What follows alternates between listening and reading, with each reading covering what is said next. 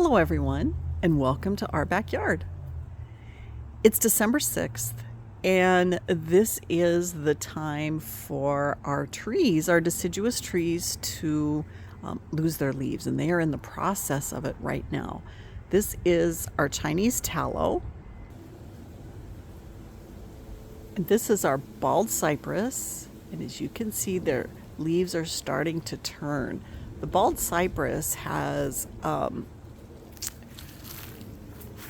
leaves that are just nice and soft and feathery, and then they turn this gorgeous cinnamon color before they drop their leaves. But here along the upper Texas Gulf Coast, we still have pollinators and butterflies, and the reason I'm out this afternoon is I see some butterflies over there, and I just wanted to comment and use today's video about pollinators that are still here even in December or this late into the season. So for those of you that still have plants that are growing, this happens to be a Gulf fritillary, and it is still laying eggs on the passion fruit vine. I've seen quite a few different butterflies, which has been wonderful. And it made me think, golly, how many different types of butterflies do I have that are still flying? Let me focus in on this Gulf fritillary.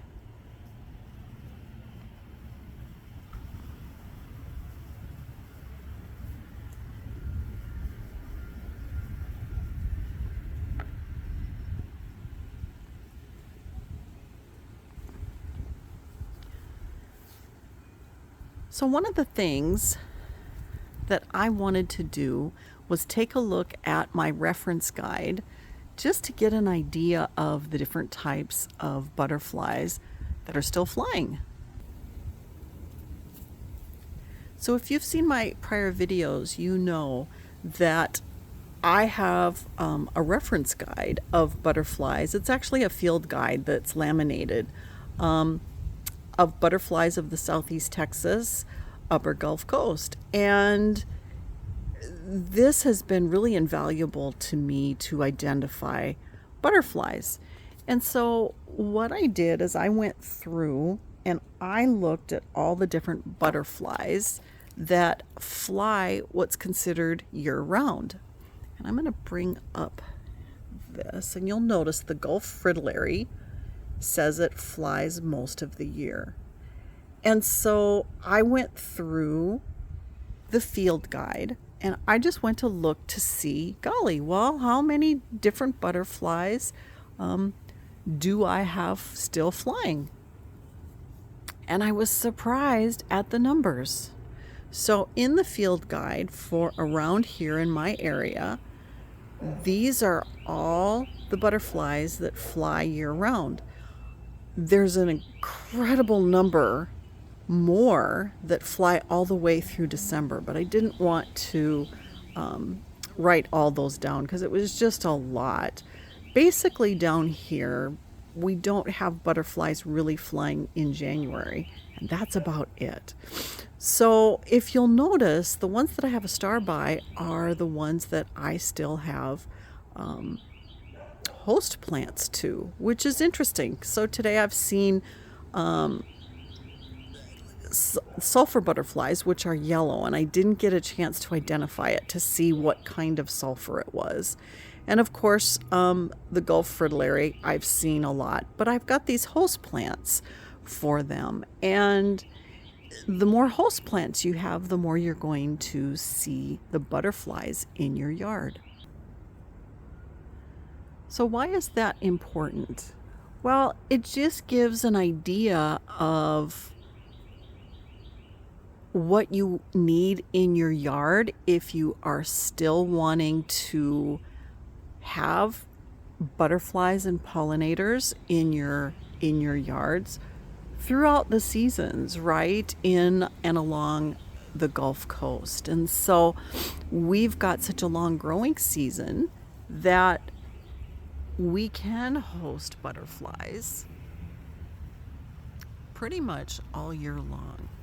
So then that means, okay, so I've got quite a few butterflies.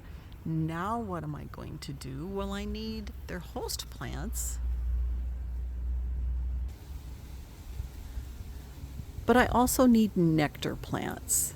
And nectar plants in December can be more difficult to come by. And so the nectar plants that my butterflies have been going to, that I've been observing, are porterweed, which you see here, the red porterweed. They're also on Tithonia, or Mexican sunflower. They're landing on my lantana. They're landing on salvia. They're also landing on Greg's mist flower. And as I walked over here, I scared away one of the Gulf fritillaries that was on my Mexican flame vine. And even though I don't have lots of flowers and blooms that are open, I do have them, and they are all over this Mexican flame vine. And they also love these long yellow bloom spikes of the Salvia madrensis. So I have butterflies and pollinators. The native bees have still been out. But I also have a couple of hummingbirds that are still with me. And so when I look to have plants in my yard, I am trying to find host plants and nectar plants that are for all year long. Right now I see 3 Gulf fritillaries on the front of this passion vine. And so in the spring, it's really easy to get caught up with all the gorgeous spring and early summer blooming nectar plants. But it's also really important to have plants, if you want to draw these gorgeous pollinators into your yard, to have plants for most of the year. And for us along the Texas Gulf Coast, we can have plants for most of the year. And so with those thoughts, I wanted to share with you what I was seeing in my yard in December. And it is a beautiful day out today. It has been nice and warm. The butterflies are still laying eggs. I've got caterpillars all over the passion vines. I've seen lots of different types of butterflies. I probably waited a little bit too late to come out and film because it's hard to get butterflies on film because, you know, they do fly. I don't want to say all over the place, but they're, you know, that's part of their survival mechanism. And when I saw the different butterflies, and, you know, I thought, gee, how many are still here?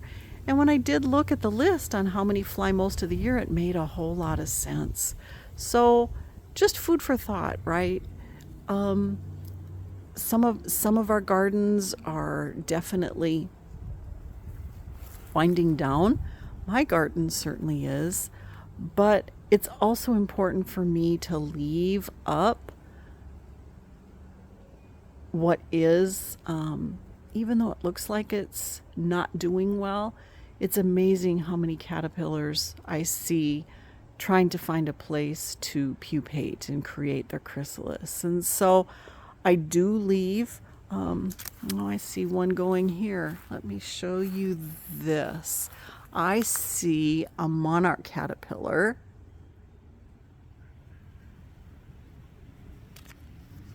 Do you see that? It's climbing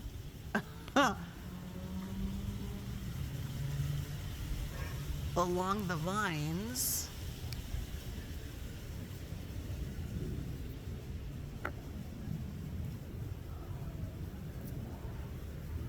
And it is probably going to pupate in the vines that are already dead, would be my guess. Interesting.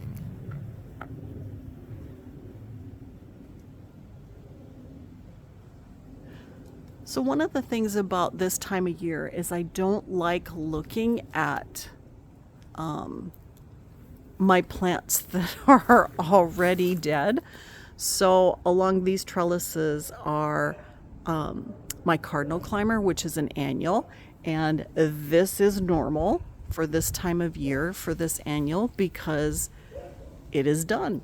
And I don't really like looking at that, but it's amazing how much shelter it provides in the winter for birds and bugs and you know, caterpillars that have pupated.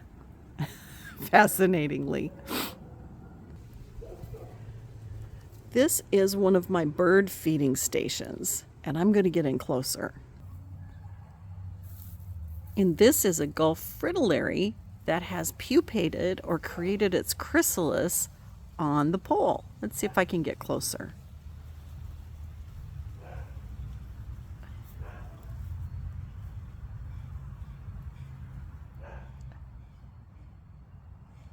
That is so awesome. So when I look through my gardens and I see this life still going strong, it really makes my heart sing, because even in this season where it's not the most beautiful garden, you can see a lot of my lantana is not blooming anymore. There's still blooms, and it still provides sustenance for my pollinators. So I wanted to share that with you, just encourage you. Know that there's purpose in your gardens, even when it gets cooler. So even though, for instance, my purple porterweed doesn't have a lot of blooms on it, it does have blooms, and they do refill with nectar throughout the day. So it's really important to keep my blooms as healthy as I can for as long as I can for the pollinators that are in the garden. Well, thanks for joining me, y'all. I hope you have a wonderful day today. And I hope to see you again soon.